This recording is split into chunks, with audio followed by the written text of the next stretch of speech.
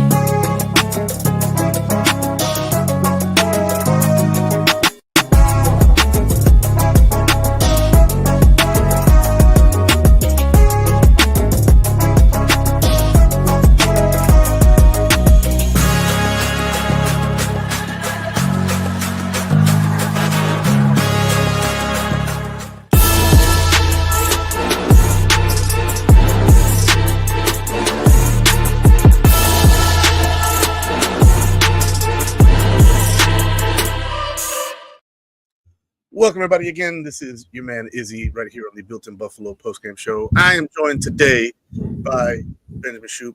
Our co-founder, Akeem, could not make it today. So, next best thing, my man Shoup, very knowledgeable and love his content. So, Ben, welcome to the show. How you doing? Oh, doing well. I just made my walk back over from the game since I live walking distance, so it's always good to just be able to walk back. And it was a phenomenal game.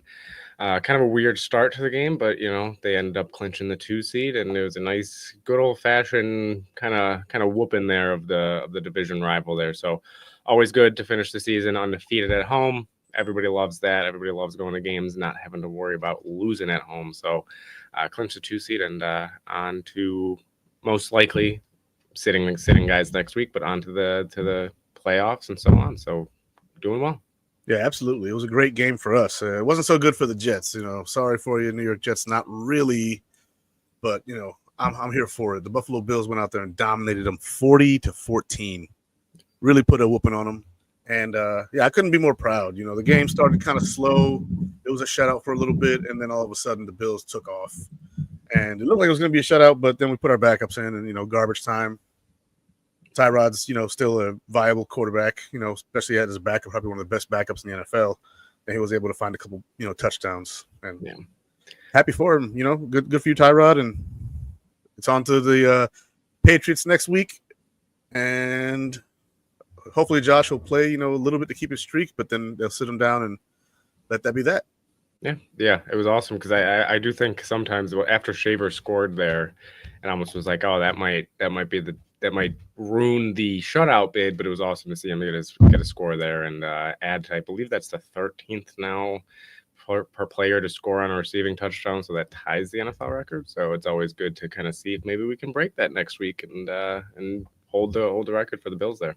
That'd be pretty cool, if they get somebody else in there. They have a lineman score, another lineman. I think Alec Anderson scored one this year, right? I'm trying to think, actually. Was it this year or was it last year? That's a good one. It might have been, I think it might have been early this year. It was like one of the first few weeks he got one. Because last year would have been David Andrews, or David, not Andrews, Edwards. Yeah, I mean, Reggie Gilliam, I don't think's had one this year, so he's always a candidate as well. We'll see if they end up, maybe Frank Gore Jr. could get a receiving one if they call him up next week. So there's a couple guys that could be, on that people might not think about that could end up being the guy that breaks the record there. But it would be awesome to see them do that. Even if they don't, it's been a phenomenal season and see 13 different guys get in the end zone with a receiving touchdown. It's awesome either way. Absolutely. I mean, 13-win season. We weren't supposed to be here, right?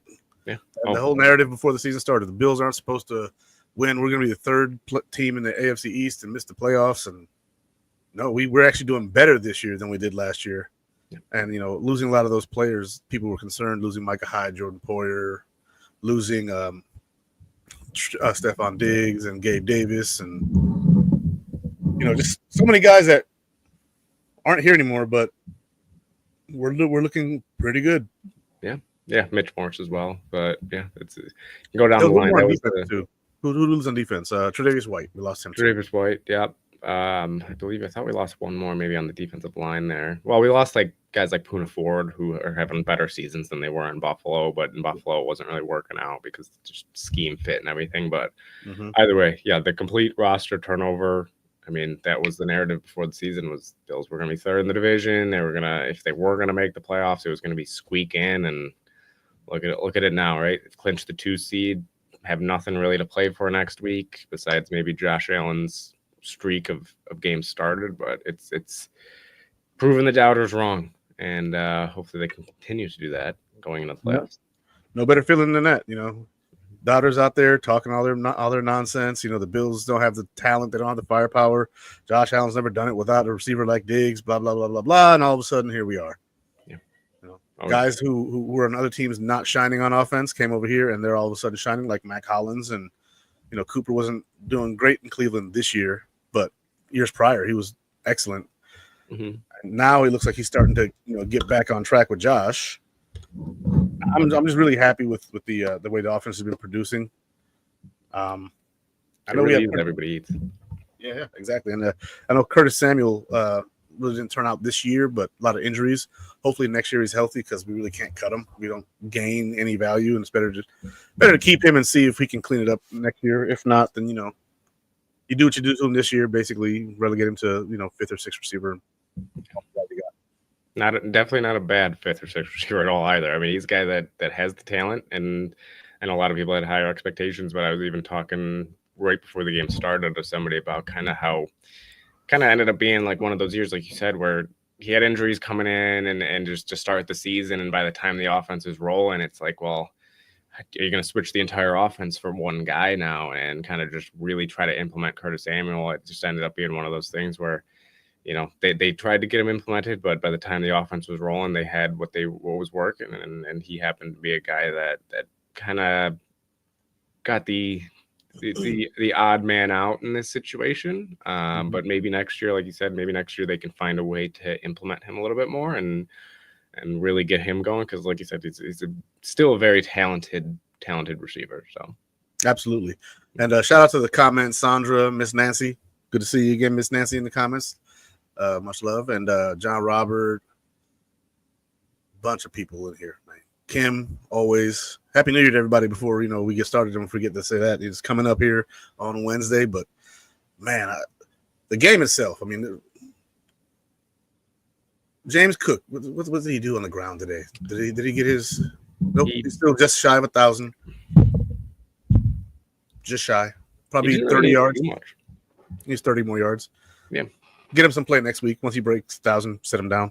Yeah. I mean, the thing was it was one of those games where I think a lot of people thought that, they might lean on him a lot because, one, they thought it might be a little bit more rainy out, as well as, you know, the Jets in general were a worse rush defense than pass defense. But it ended up being a game where James Cook is as well as he's been all year. He wasn't really needed too much in this game. And it just happened to be he still had a solid game. But you know, we know that he's definitely capable of more, and in games that we would need him more, he'll definitely step up more. But yeah, wasn't really needed much today. Yeah, I mean, he had 53 yards rushing, and then did he have a reception today? No, he didn't have a reception today, so he wasn't even targeted in the passing game. A very routine day for you know, the running game today. We only had 97 rushing yards, 251 passing, and still put up 40 points on these guys. So when you have a short field and you're intercepting the ball, you're causing fumbles, recovering them, it tends to happen.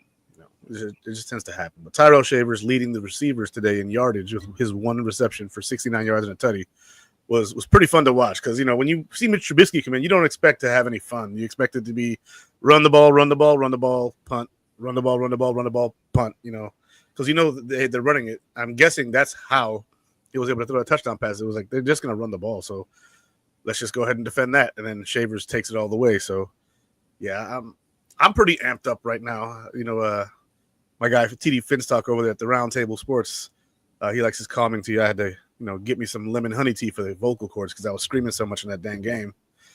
Yeah, it was excellent. Yeah. Yeah, it was good to see Shavers get his first. I believe that was his first career touchdown. Correct? That was his first career catch, I believe. that for a first career catch doesn't really get much better than that, right? It's a blowout, and people are going crazy, and like you said, you're not expecting much when you have Trubisky trot out there, but for them to be able to say, hey, the one time we're going to throw it with our backup quarterback, you're getting the ball. Mm-hmm. And for the coaching staff to say, hey, Shavers, you're the guy, we're going to give it to you. And for him to be able to break that, I mean, he bobbed and weaved, and there was good blocking, but still, at the end of the day, good blocking doesn't all of a sudden get you a touchdown. It also is the fact that Shavers was able to weave his way through. And, I think he surprised some people with his speed on that play as well, but it was an unbelievable play. Like I said, might have messed up the shutout bid, but at the end of the day, I'll take that Shavers 69-yard touchdown over a shutout bid any day of the week. It was just you awesome. got to get your guys their touches. The guys want to play. Oh, yeah. And with the backups in there, I didn't think that we were going to hold Tyrod to nothing. He was at least going to get in the field goal range and get a field goal. They didn't quit on the game, but they should have. But it's neither here nor there. It's not my business. It's funny because if you look at the stat line, Rodgers went 12 for 18, no touchdowns, 2 interceptions for 112 yards. Tyrod 11 for 14, 83 yards, 2 touchdowns, no interceptions. So just if you didn't watch the game, box score watching is Tyrod Taylor he was the best Jets quarterback out there today. And even if you were watching the game, he probably was the best Jets quarterback, took what was given and was able to find the end zone twice with a couple nice throws. And I did hear in the stadium there were a couple Tyrod chants going, so that was always nice. I think Buffalo. I know everybody in the comments can probably agree with it that Tyrod will forever be loved in this city, and it was nice to be able to see him be able to get some touchdowns again back in Buffalo and be able to be appreciated back in Buffalo. All right, Kevin. I don't know if that's the best use of words. I trained my girlfriend to be a Bills fan, but welcome to the Bills Mafia, Miss Anastasia. I think converted would be a better word. I converted my girlfriend Anastasia to become a Bills fan. Train sounds rough. That's not the word I'd use. But hey, who am I? Yeah. It was an excellent game plan by Joe Brady. I see your comment there, Jimmy, in the comments, Jim Graham. The game plan on offense was excellent. The game plan on defense clearly was excellent. Shutting them out, shutting their starters out, and then when the backups go in, it is what it is. So, hell of a game. I mean, if you look at the receiving, Shavers, of course, led. Mark Cooper, 3 catches, 56 yards, and that beautiful touchdown pass. Yeah, Josh laid in high. He went up and got it. Looked like he knocked the wind out of himself. Had to stay down for a second and, really sucked the wind out of the room for a second. No pun intended. And then Mac Hollins, 2 for 33. Keon Coleman, 3 receptions, 27 catches or 27 yards. And the touchdown was amazing as well. He probably would have had 2 touchdowns in the game if Josh puts the other one up high too. That was knocked down by, I think it was Reed from 4. I think it might have been actually Sauce on that one because it was before I think he got injured, and Sauce was showboating a bit. Maybe I don't know. It was one of those two, and those are both great corners. So yeah, but it was a thing, of beauty. If he puts it up high and Keon can high point that one, I don't think Sauce has a chance to knock that one out of his hands. Little mistakes here and there prevented the Bills from making this a 50-0 game before the backups go in, but everybody was eating. Kincaid, 2 catches. Ty Johnson had a catch, 9 yards in the first down. Dawson Knox. They spread the ball around pretty good, and for only having 182 yards receiving or passing from Josh Allen and the 69 yards from Trubisky, was pretty spread out for who got the ball. But the defense star of the game. The defense was on it. Ed Oliver, Greg Rousseau, AJ Epinesa with a couple of sacks. Von Miller with a sack. The D-line was out there looking phenomenal. Yeah.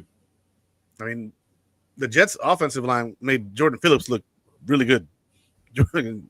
That's a hard one because he's older, and he's looked really good in the past, but he's older, and the D-line it's funny to see with Jordan Phillips because it's one of those things where, for defensive tackles, especially, scheme's a big thing. And with Jordan Phillips, that's kind of his career is when he went to Dallas, he didn't really fit. When he went to Arizona, he didn't really fit. But when he comes here, man, in Buffalo, it's like he turns his game up another notch, and especially just starts playing at a different level. So again, today had another great game. The pass rush, like you said, is great. And I believe Rodgers, that was officially breaks the record for being sacked the most times in the NFL career by a quarterback. Jeez. Um, I think on the Epinesa safety, I think was what broke it when he ended up, that safety. So officially, I think Rodgers has been sacked the most times. So that's pretty cool to see that it happens in Buffalo. Some people we got to see that happen. But it's another game, and this game kind of reminded me of I don't know if you remember the 2014 when Rodgers was on Green Bay and Bakari Rambo had 2 interceptions, Mm-hmm. and Rodgers that broke his streak of touchdowns, consecutive touchdowns. It was another one of those games where Rodgers just kind of struggled, couldn't get it going. When you look at their receiving stat line, outside of Wilson, Conklin, and Devontae Adams, they couldn't get the ball to anybody. They couldn't get to Lazard. They couldn't get it to Brees Hall. I mean, it was basically those 3 or bust. And it was evident that Bobby Babich had these guys ready and were able to kind of get after it. And they were flying to the ball today. Absolutely, yeah. I mean, Garrett Wilson had a solid day. 7 catches, 66 yards, a touchdown on 8 targets. That's a solid day. Like, if you catch 7 of the 8 balls thrown your way, it's a damn good day. So Devontae, 5 of 8, 47. Conklin, 8 of 8. He caught all the passes thrown his way. So yeah, you're not wrong about that. Everybody else, onesies and twosies, thrown their way, and then 1 caught by anybody else on that team. Mm-hmm. Then you had the fumble by Garrett Wilson, and then another one by Tyrod. We recovered the one that Garrett Wilson dropped. Obviously, Matt Milano picked it up and ran the end zone, but was down by contact. Was a fun game, man. Matt Milano looked more like Matt Milano. Like when he first came back, and we were clamoring like, why isn't Dorian playing? Because Matt doesn't look like Matt. He looked more like Matt today. Yeah, he looked more like that guy today, and so I'm glad that happened, because I was contemplating if this Matt Milano stays the way he was prior to last week, because he didn't play last week. If he stayed that way, he was a potential June 1st cut this coming off season. They could save quite a bit cutting him post June 1st, but that would mean that he has to wait to find a team. Mm-hmm. So I don't like that aspect of it, because then you're kind of screwing the player over. I'd rather keep him around for another year, and then that next year, that's when you have the out in his contract, and then Dorian Williams can take in as your full-fledged starter. Yeah, and Milano's one of those players where sometimes it does take a little bit. You saw it with Von Miller. It took him a little bit to kind of come back, especially on the defensive side. Especially with the physicality of the game of football, right? That it kind of takes these guys a few weeks to get going. I know in the Bill and Buffalo chat, Scott and Lance were talking about how sometimes you just want to get him those reps even later in the games, just to kind of get him feeling the game and kind of get him in that mode again. Even though you're at some points where I was kind of like, I don't want him to re-injure anything, but at the same time, you want him to be able to get the feel. So when it does get to the playoffs, mm-hmm. he's able to go out there and be how he was today, where he's able to just go, and he doesn't have to hold back, and he's able to just be the Matt Milano we know, and the Matt Milano that we love to see on the football field. Dude, when the game first started, I was wondering who he was for a second, because I thought I didn't get to check the pregame,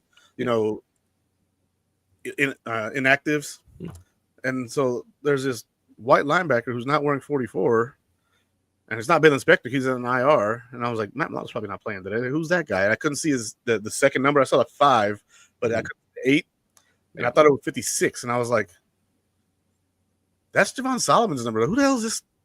And then I saw it. I was like, okay, that's Matt Milano. Like, well, he's still got that arm sleeve too, there that armband on to kind of help with his arm too. So it's still, I think so. I'm still not used to seeing him out there with it. You're so used to seeing Milano with the 2 bare arms, just looking like an absolute monster out there. So you're still, when you're looking at him, you're like, oh. Yeah, I had no idea who he was and then he's got the longer hair now, so it's sticking out the bottom of his helmet. And I'm like, who is that dude? And then he turned around. I was like, oh, shoot, it's Matt. Okay. Well, hopefully, he's a guy that I'm excited to see him come playoff time, because he's one of those guys that having him and Bernard, it's massive to have them out there, especially at 100%, because they're both so knowledgeable of the game. They both fly around the field.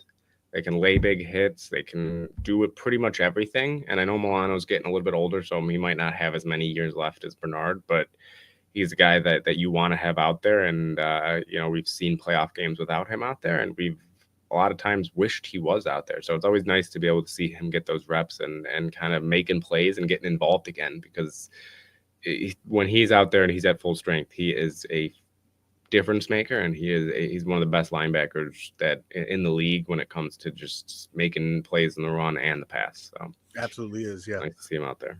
There's no doubt about that. Matt Milano, last 8 years he's been in the NFL. He's been one of the top linebackers. He's been hurt quite a bit, but he always comes back and he still looks like Matt. So I'm just glad that he's back. I'd want to see some more rotation with Dorian though. Yeah. I really like what I'm seeing out of Dorian. He's not great in pass coverage, which is, I would say on obvious passing downs, it's 3rd and 12, put Matt out there. It's an obvious running down, it's 3rd and 2, put Dorian in there, man. And you saw even Dorian getting in there today, kind of mixing it up as well, even though he wasn't out there as much as maybe we're used to seeing with Milano out, but he was still in there. I believe on one of the 4th down stops, I think he was in there and made I don't think he made an initial contact, but he was one of the first guys to on the 4th down or the 3rd down where they faked the handoff to Braylon Allen, and then Rodgers rolled out and short-armed it to their tight end. Yeah. If they would have handed it off, Dorian was right there. Dorian was the first one there. They would have been stuffed at the line of scrimmage. So yeah, Dorian, he's a guy that I think a lot of people kind of like Bernard. People were skeptical of the pick when they first made it. Mm-hmm. And now they're seeing kind of what the reasoning behind Dorian Williams was. Is he flies across the field. He knows if he sees ball, he gets ball. That's his mentality. And even though coverage-wise, he still leaves a little bit to be desired. It's when it's a running down man, he flies across the field, and that's the one thing when he came out of, I believe, Tulane, I think it was. Yep. When he came out of Tulane, man, that was one thing that I remember seeing him on tape. He flew across the field, and he's showing it this year. He's a hitter. He likes to hit. Oh, yeah. It's scary getting hit by a guy like him because he's smiling the whole time. Like every time you see Dorian Williams anywhere, he's just yeah. And he's not like a 6'5". He's not like a Jermaine Edmonds where he's 6'5", but he is a built guy. He's got those broad shoulders. So like if you're getting hit, he's laying it all into you. Kind of like how Milano is too. Like Milano's not a 6'5" guy. He's not like 6, but he's a built guy who when you get hit, you're gonna feel it. You're gonna feel it.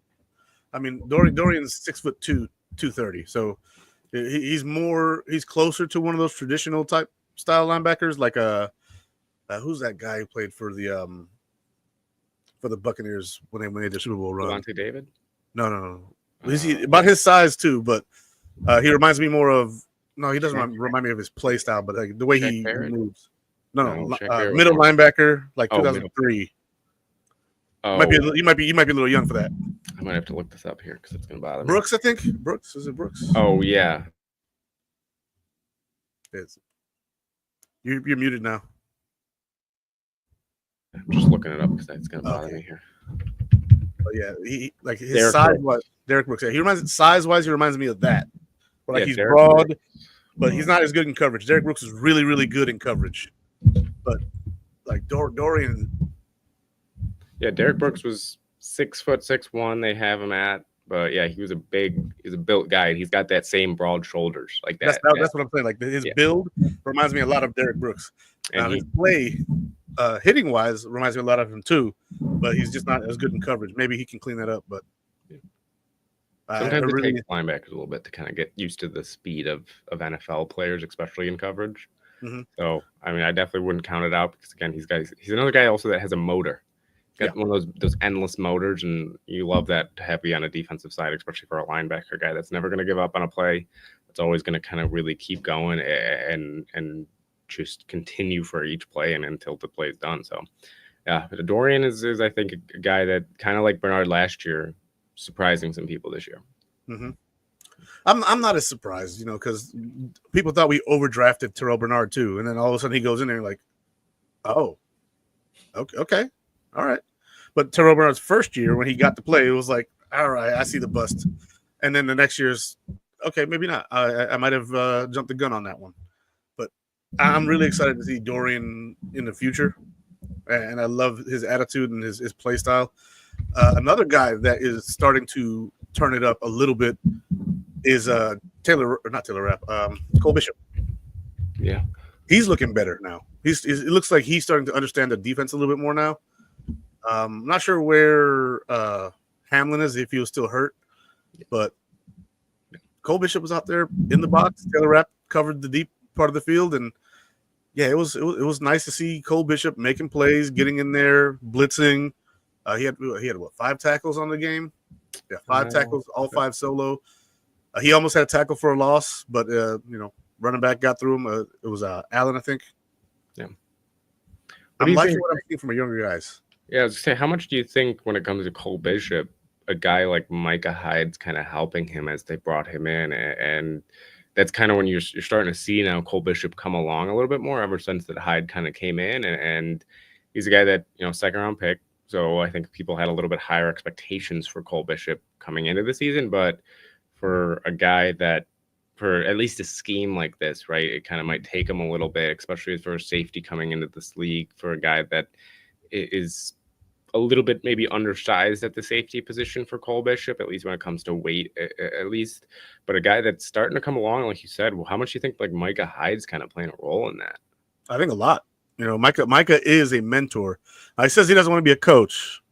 Like he said, that's not the life he wants, and I don't doubt it. Nor do I really blame him, because that takes a lot, being a coach. Like you're putting your family kind of on the side, and he's kind of retiring from football because of his family. Maybe when his kids, graduate, and if he gets that itch and he wants to come coach football, awesome. But I think that his family is really what's kind of keeping him from making that jump. I think that once he's bored and his kids are all graduated and doing their own thing, I think that might be something to do with that. John Roberts down in the comments says Micah Hyde watches film with Cole Bishop. I think that is something that could be a very big impact on how Cole Bishop's reading teams. Mm-hmm. It could explain a lot. And also, he said Joe Andreessen did well when they had him in there. I was going to bring up Joe Andreessen because he had 8 tackles, 5 of them solo, and a tackle for a loss. It was garbage time, but it was garbage time for both teams. Like we had our backups in, they had their backups in, and Andreessen popped off the screen in garbage time, against their backups. Backups was backups. It's a preseason game. He did basically what he did in the preseason, which is look good. And so I think that they'll bring him back again next year too, as we trim some of the fat off that linebacker core. You won't see Nicholas Moreau come back again. You probably won't see Deion Jones, because you have young guys like Dorian. You have young guys like Joe Andreessen. You have guys who are costing the team very little on their rookie deals that aren't going anywhere for a while. And I expect to see him draft another linebacker probably somewhere in between the 3rd and 6th round. That's just what they like to do. I do wonder how much Andreessen, especially like a game like today where, it wasn't exactly like prime time. You're not going against the number ones in the beginning of the game, but he still, again, showed that he's capable to make plays. I wonder how much this means for a guy that, I know he's on our IR now, but a guy like Balin Spector now coming back then next year, about how much that means for him. Or it's like, if you can continue to develop Andreessen, and if he's a guy that can continue to get better. I mean, Balin Spector has struggled to stay healthy. He's when he's on the field has struggled a little bit too, and maybe part of that is due to the fact that he's had injuries derailing him. Mm-hmm. But I wonder how much that means for them, especially when it comes to like just next year and how they look at their linebacking group and say, hey, is Joe Andreessen a guy that we can see going forward being a guy that maybe not becomes, a Terrell Bernard, or maybe not becomes a Dorian Williams where they can become starters down the road, but a guy that if somebody goes down, like Matt Milano, like Terrell Bernard, that can go in and give you quality snaps. So it's nice to see him go out there, make some plays, especially a guy that Buffalo Joe. It's always nice to see a guy from around here get it going. He's pretty good on teams too. Like on teams, he's pretty good. And then, unlike Tyler Matakevich, he can actually play defense. So you have a special teamer who can actually come in and substitute in if you need someone to substitute in. If something happens and Matt Milano loses a shoe on a play, he can go in there for a couple plays while they tape his shoe back on or whatever. However, he sees the field. He's somebody you can count on to not screw it up. Yeah. And I think that's going to be something that keeps him in the NFL for a while. Balin Spector, Um, Coming out of college, I really liked Baylon Spector. I still really like Baylon Spector, the person, but the player seems to be being affected by the injuries, like you said. I think that he's going to be one of those. He signs somewhere else next year. If he can pick it up, then he'll have a decent career, as a rotational linebacker. But if not, he's going to be one of those guys who probably becomes a coach or pursues whatever his degree was in from Clemson. But he's a football guy, like through and through. His family, they're Clemson people through and through. So I can see him, in going back to Clemson, maybe getting into coaching or something like that. That'd be something I think is probably going to be more likely for him, because I think he's got a good football mind. Like, he doesn't look out of place. He just doesn't look athletic enough at this point. Like, when he first came to the team, he was very athletic. He looks slow now. Yeah, and that's sometimes that's the tough part about the NFL is like some guys. I think a lot of people don't realize that sometimes is there's a lot of players that come into this league, man, and especially like busts that people call them, or people guys that come that don't really live up to the hype. A lot of times is just they have little things that happen, whether it's injuries or just even the team they go to, or just little things that kind of withhold them. And for Spector, it just seems like, man, he's getting the bad end of just injury after injury and not being able to stay on the field. And that can take a toll mentally, that can take a toll physically, it can take a toll emotionally. So for him, it sucks to see. If he does come back next year and ends up saying, hey, I needed that off season to really rest myself and get back into the shape that I want to be in, and he comes back and is in best shape of his career, that'd be awesome. But yeah, I'm kind of in the same boat as you, where I think it might be kind of his last year, at least in Buffalo, and maybe a new start somewhere else might be all he needs to. Sometimes it's all players need is just a new start somewhere else, and maybe he can get it going somewhere else. But with the linebacking group that they have right now, with Milano, Bernard, Williams, and Reason, who knows if they'll draft somebody else. I think it might be the end of the road for Spector, especially watching Andreessen today, who made some plays. Yeah. I mean, he led the team in tackles, and it was one quarter he played basically. And so going out there leading the team in tackles, I'm guessing some of that came on teams, but still, man, like it's a rough one to see somebody go through with Baylon Spector, and I wish him the best, because I really do like the character that he shows. When you see the videos of the team and he's in them, when you see, how gung-ho he is for the team, he'd run through a brick wall for the team. But unfortunately, he probably wouldn't get through the wall because he'd get hurt. Yeah. I do want to just ask you a quick question, though. On the defensive line, who was the one that kind of stood out to you the most today? I mean, everybody got involved. Rousseau had a half sack. Ben Miller had a sack. Ed Oliver, Epinesa, down the line. I mean, everybody was really kind of getting involved. Was there anybody that kind of stood out more to you today, or was it just kind of the group as a whole? I thought Epinesa stood out.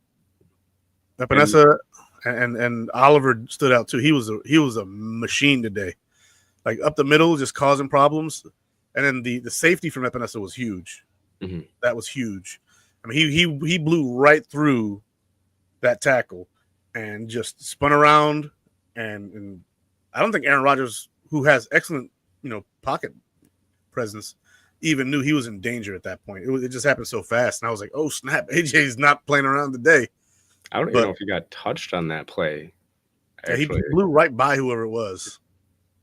Like, it was just AJ's first step was that guy's last, because it was.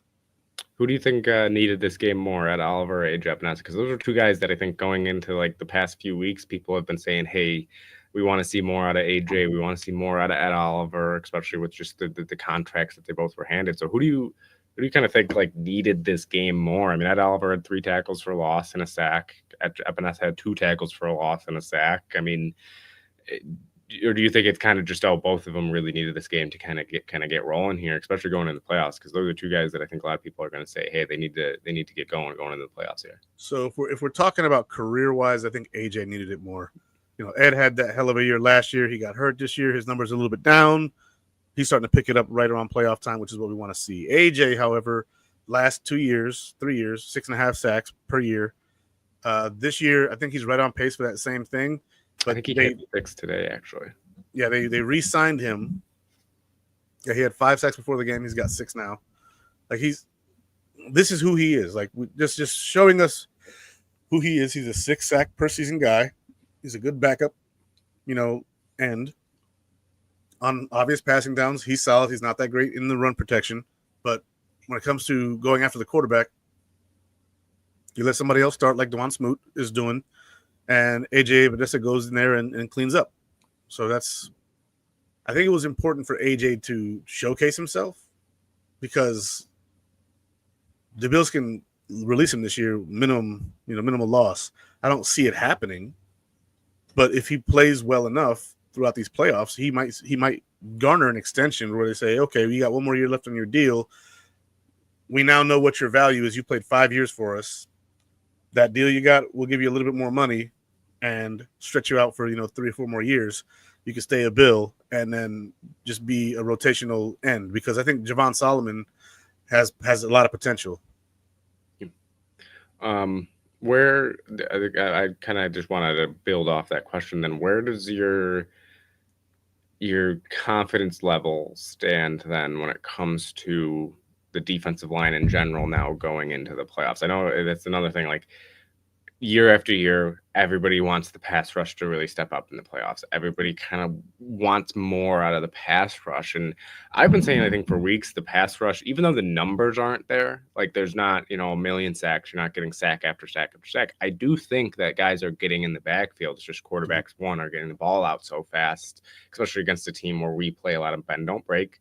Let them get their 3, 4, 5 yards, and then we'll come up and tackle. So where is your confidence level then stand kind of going into this stretch run into the playoffs here with this defensive line? It was a great game today, but we know how that can kind of go up and down and sideways when it comes to the defensive line in general. For me, I mean, I'm personally I'm at like a 6 still. Like I'm still not completely sold, but I'm above the average of. I believe that Von Miller, I think, looked great all season. I think Von Miller, even though the numbers aren't there for him, I think, embarrassed some right tackles this season. The hurries are there.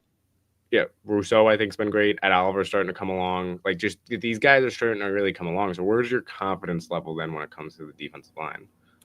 My confidence level is higher in the pass rush than it is the run stopping. Yeah.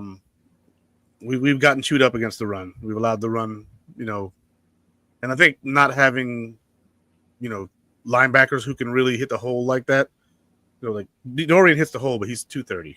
Right? He's not a big Roquan Smith type. He's not a big, big guy like that. He does do well, but he's also just one guy. And I think that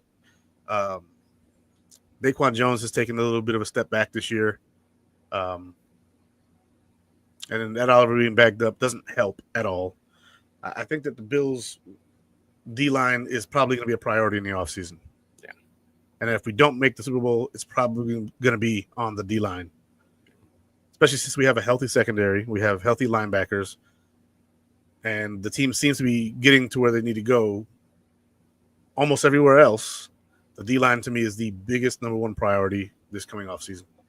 Yeah, I agree there with you. I mean, it's Daquan's the number one, I think, that a lot of people had higher expectations for this year. I know he's coming off the injury, but he's a guy that's a little bit older, able to, maybe know how to work around certain injuries compared to a younger guy. He's been around the league. He's seen guys work through injuries. So, I agree with you there when it comes to the pass rush. I'm a little bit more comfortable with, again, just because I think, Von, especially on third down passing situations, has looked great this year. And Rousseau, he's close to 10 sacks. If he hits it next week, maybe. I think he's 2 sacks away now from 10. Epinesa has got the 6, and Ed Oliver's starting to really come along now the past few games. So, and Jordan Phillips, like we said, Jordan Phillips is another guy who, like I said, it's kind of weird seeing Jordan Phillips. Like I said, it's just like all of a sudden he puts on a Buffalo Bills uniform and he's like, oh, I'm actually going to now start to play a little bit better now just because I'm putting on this Buffalo Bills uniform. Mm-hmm. But it's awesome to see this defensive line put it together. And I mean, this game, they really put it together. Aaron Rodgers was not having a good day today, whether it was through the air or just being able to sit back in the pocket. He was not having a fun time. I remember seeing a fan one time. I think they were playing us. Their sign said, "I hope Aaron Rodgers has a bad day," or "I hope Aaron Rodgers is having a bad day." And I was like, "That's hilarious." And today he had a very bad day. Very bad day. But looking at the playoffs now, right? Here's one slinging your way. The Bengals beat the Broncos this weekend, which means that they now have a tiebreaker over the Broncos if they finish with the same record. So the Broncos, if they win next week, they're in. But they're playing the Chiefs. The Bengals lose next week, the Broncos are still in. But if they win and the Broncos lose, the Bengals are in. Who you rather see, the Broncos or the Bengals? I'd rather see the Broncos, but I do believe a lot of it, I think, also depends on the Dolphins, correct? Because the Colts lost today, so that puts the Bengals over them, I believe, because they just needed the Colts to win one or lose one of two, which the Giants beating the Colts, that's a whole different conversation. That's wild to me. But the Dolphins, I believe, have to lose one of the next two, and I think they play the Browns today. And they're currently playing the Browns. They're tied 3-3. Yeah, right. I think they play the Jets next week. Tua's out this week, so that's a very losable game for them this week. Personally, I'd rather play the Broncos. Joe Burrow right now. Look, if Joe Burrow even had a top 15 defense, maybe even a top 20 defense, he might be in the front runner for MVP this year. I mean, he has had an unbelievable year, and I know he has Jamar Chase. I know Jamar Chase is there. Jamar Chase is a phenomenal receiver, but T. Higgins, it's hard to look at Joe Burrow and say, man, he could have done more this year, because there's been so many games where you look at with Joe Burrow and you're like, man, what more can you ask of the guy? It's almost like watching Josh Allen at sometimes looking back at his, right, in the playoffs or in big situations. So I would rather play the Broncos, rookie quarterback, a team that this year has kind of they've looked good at times, but they've also looked really bad. The Bengals, I know their defense has looked bad this year, but their offense consistently has been unbelievable. So I would say the Broncos I'd rather play this year. So you'd rather the defensive struggle versus the Broncos potentially, where we could potentially dominate that defense, or have it be a defensive struggle. You'd rather have that than the most likely shootout that would be Buffalo versus the Bengals. Yeah, I still think we could easily beat the Bengals. Don't get me wrong on that part, but yeah, I just think, especially coming to Buffalo, you've already seen Joe Burrow able to come into Buffalo and win a playoff game. Are we sure that a rookie quarterback could come into Buffalo? It would be Bo Nix's first time ever playing in Buffalo in front of this crowd, going up against Josh Allen. That's like, for me, looking at it as the quarterback, would I rather have Josh Allen play Joe Burrow, or would I rather have Josh Allen play Bo Nix? I personally would rather have him play Bo Nix, also just because, again, one or two mistakes can be the difference maker in a playoff game, and I'd rather, Joe Burrow is less prone to make those mistakes in a playoff game than maybe a rookie Bo Nix. So I don't think either team will be an easy out. I'll say that much. I do think the Bengals are a team that is better than their record, and I think the Broncos are still a team that, despite being young, they are a good football team. They have one of the best cornerbacks in football. They have a Super Bowl winning head coach already. You have Bo Nix, who looks like arguably one of the best quarterbacks in this draft class. So I would say Bengals or Broncos I'd rather play, but I mean, either team I think are, one, beatable, but two, I think they're both teams that are not going to be teams that you can just skate by. Neither one of them is really a pushover. I don't think there's really any pushovers in these playoffs. I think that if somehow the Chargers fell to the 7th seed, I'd rather play them. But Harbaugh's a damn good coach. Oh yeah, and just wins. I don't know how, because his talent pool is decent. Quentin Johnston's taking a nice little leap this year, but it's funny looking at the AFC versus the NFC. Right, the AFC is it's like there's teams down the board. Like, even like the Bengals miss the playoffs, the Dolphins can miss the playoffs. In the NFC, I would think both of those teams would make the playoffs. The NFC. I don't know. There's some power in the NFC. Their 7 seeds 10-5 right now. The Commanders. That's true, but even the Commanders are starting to kind of take a dip there, and the Eagles. The Eagles are. What else? They just beat the Eagles. So I mean, but hey, who knows if Jalen Hurts doesn't get hurt? Who knows what happens with that game? But yeah, either way. I mean, there's a lot of good football teams this year. That's why it's a weird year this year. I think that's why I think the 2 seed, getting the 2 seed locked up, you want the 1 seed, but getting the 2 seed locked up is so important, because at least until the AFC Championship, which it's still not a guarantee, until the AFC Championship, you're at home, and you could even be home then if somehow what's probably going to be Houston or LA or Pittsburgh beats Kansas City. Unless one of those beat Kansas City, you're most likely going to be at home until then. So yeah, you're going to be playing in Kansas City, and we know that Josh Allen can win a game in Kansas City. So it's going to be a dogfight in this AFC, man. And getting a game like this where you can handily beat the Jets going into the playoffs, it's a huge confidence booster, especially a week after what you kind of skated by the Patriots and squeaked by them. That game avoided and then blew out the team you're supposed to blow out. Yeah. Yeah. And this game, I think a lot of fans were even a little bit nervous kind of going in this game. Maybe not nervous, but just like saying, hey, like based off of last week, how we played the Patriots, the Jets are or should be a better team than the Patriots. And to beat them 40-14, and it was 40-0. Like that's that's definitely a nice little break going into the final week of the season. Yeah, I can't disagree with that. I think that next week you'll see the starters play maybe the first quarter, maybe the first few drives, if not the first quarter, and then they'll sit them down the rest of the game. There's no reason to risk injuries to Josh Allen, Matt Milano, James Cook. You let Ray Davis handle that, or Ty Johnson. Ty Johnson's another guy who this year has played very well this year. He's really shown value as a third down back. But you rest your Shakirs, you rest your Colemans. It's way more impressive to see that this Josh did this without a receiver who went over 800 yards so far yet. Unless Shakir just did this week.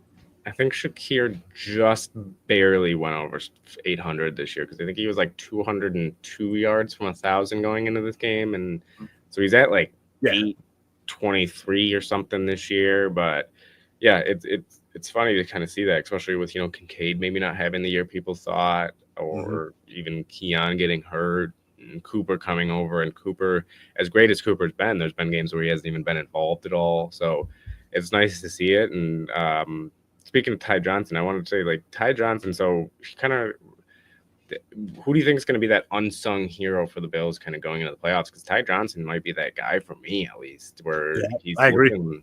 He's looking like that guy that could be, you can rely on him in the pass game, you can rely on him in the rush game. So is Ty Johnson your guy then going into the playoffs that can be that unsung hero?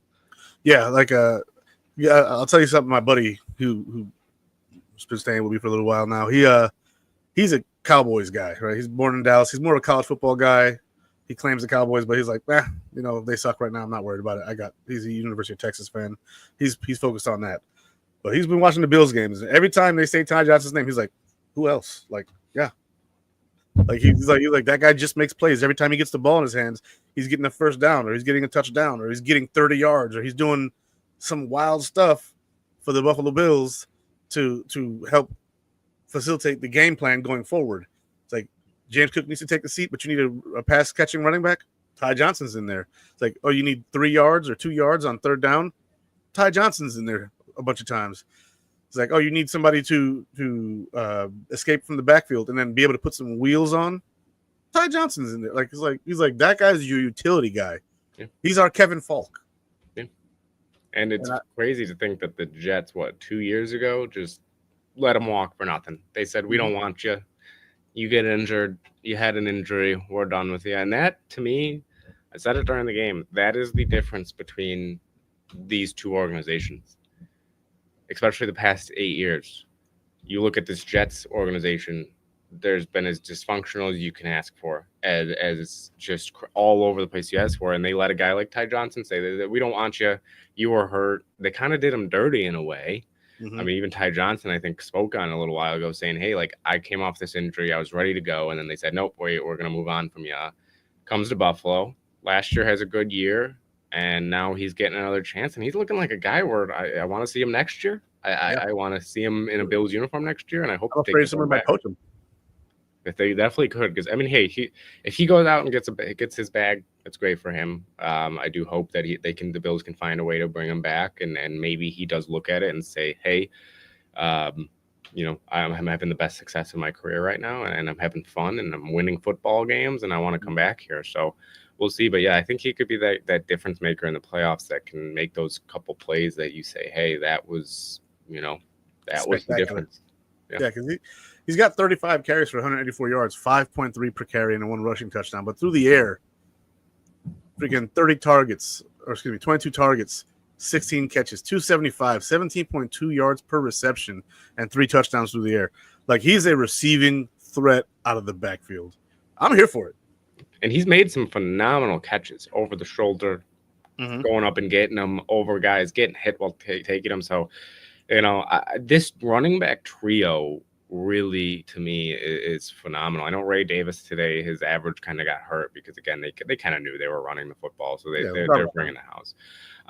But this trio on the backfield, to me, arguably is the best running back trio in the NFL, if not the best running back trio in the NFL. I mean, you have James Cook, who could most likely will probably go over 1,000 yards next game if they do play him. He's got 17 touchdowns on the year now. You have Ray Davis, who he's a rookie this year, had some quiet games, but he's also had games where, again, he can do it out of the backfield. When in the receiving game, he can run in between the tackles, he can run a guy over, and then you have Ty Johnson. So this running back trio, especially going into the playoffs, can be that trio that really you can lean on, especially in games where you're winning or games where you just need to run some clock. And I kudos to the offensive line. I'll say that. Kudos to the offensive line. The offensive line's played great, but you just having a good offensive line doesn't always do it for you. You need some running backs back there. So this trio, man, has been something that's been a thing to watch this year. Yeah, I agree. And my buddy's like, he's like, I hope the Cowboys poach him from you guys, because that guy, Ty Johnson's. They do need a running back. He's 5'10", 210, and he's got speed. And at that size, he's a utility. He tells me he's like a poor man's Brian Westbrook, and I was like, okay. I was like, so you'd like that in Dallas? He's like, yeah. He's like, he said that guy runs with purpose. He catches the ball really good. I haven't seen him drop a ball yet. I'm like, yeah. He's like, he's not scared to get hit.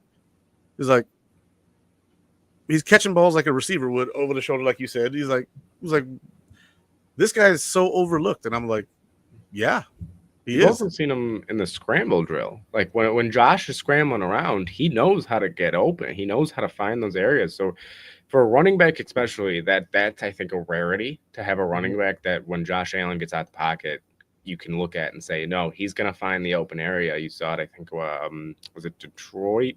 He had a big play downfield where Josh just was like, oh, you're getting open. You know the scramble drill. I'm rolling to my right and getting out. So, man, I hope he doesn't get poached. I feel like he will go somewhere else next year just because somebody's going to offer him some good money, and I don't blame him at all for getting his bag. But me either, yeah.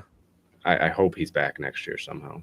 But yeah, I mean, in that Detroit game, I think I know which one you're talking about. Josh hit him across the middle. Yeah, it was like between two defenders. Yeah, he basically turned a flat route into a Texas route. Because he saw the play breaking on Josh running. He's like, okay, I'm not going to be able to do anything from here, so I'm going to cut up towards the middle. And he outran 2 guys, too. Like, that was the other thing, is he had 2 guys right next to him, and he just said, nope, I'm going to turn the Jets on and get past you. So, sorry, Jack Campbell. Jack Campbell doesn't have the speed, I don't think, to keep up with Ty Johnson. So he does not. And it was very impressive. Yeah, absolutely. All right. You got anything else for us, boss man? No, I mean, it's just overall another one of those games that you look at, and you'll look at the end of the season, and you'll look at from kind of years from now and say, wow, that was unexpected maybe. And it just everybody got involved. Even Codrington almost had a big punt return for a touchdown, which he's an animal, dude. If he would have done it, that might have been the play of the Bills' year that year. That the spin move, the making guys miss, and he was one guy off from being able to break it. And man, he almost did it. But top to bottom, everybody got involved. Even Reed Ferguson had a tackle out here. So shout out Reed Ferguson, long snapper. Shout out Reed. But yeah, everybody get involved. Javon Solomon had a QB hit. Jordan Phillips getting in there with the interception. It's a great crazy. It really was. And I low key, I will say that's the one last thing I'll say is I wanted him to I know he went down. It was a smart play that he went down after the interception for Jordan Phillips, but man, did I want to see him rumble and tumble, try to get some extra yards and break a tackle on the interception there. But it was a smart play. It'd been funny if like Rodgers went to go tackle him, like stiff arm the hell out of Aaron Rodgers. Oh, that would have been all over ESPN. That would have been magic. Jordan Phillips unnecessarily mushes Aaron Rodgers. But no, everybody got involved. It was an awesome game. Sean McDermott, shout out Sean McDermott for having these guys ready. Shout out the Joe Brady for calling a great game. Bobby Babich definitely had these guys ready. Everybody was prepared, and yeah, hopefully they can, even if they don't win next week, hopefully they can have a game that with whether it's the backups or whoever just look like they're ready to go into the playoffs, and they definitely look ready, at least in this game, to kind of go into the playoffs there. So phenomenal game. 8-0 at home. Love to see it. So yeah, man. All right, well, everybody, it has been one heck of a show. It's been one heck of a game that we got to watch. Ben, I appreciate you coming on with me today, and let's go Bills, baby. Go Bills.